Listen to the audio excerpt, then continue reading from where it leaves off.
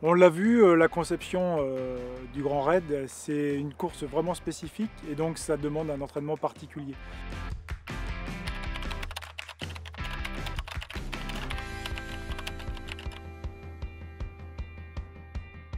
Pour moi, il y a 6 thématiques.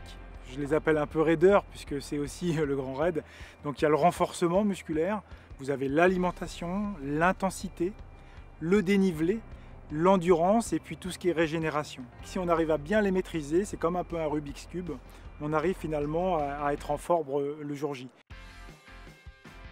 L'intensité, c'est pour le travail cardio, cardiaque, etc.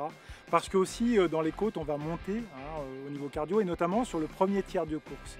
Donc il est important de travailler l'aspect cardiaque, de monter un petit peu dans les tours comme on dit, c'est-à-dire qu'on va préparer la pompe cardiaque à l'effort.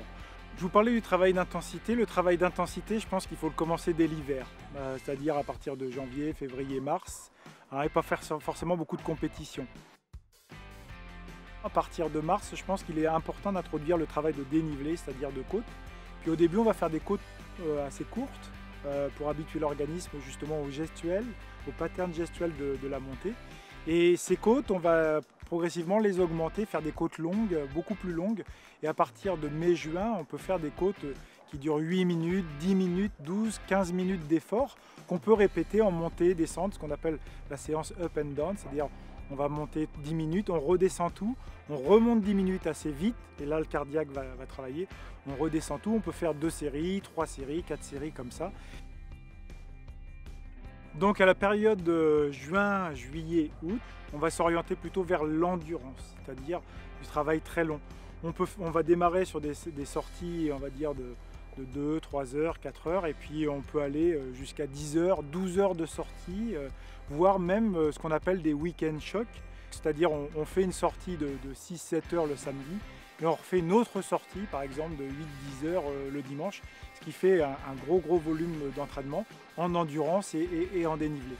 L'endurance, c'est vraiment très important, parce qu'il y a une érosion vraiment de la motivation, il y a une énorme fatigue qui va s'installer. Pour ne pas abandonner, il faut vraiment s'habituer à courir long et longtemps.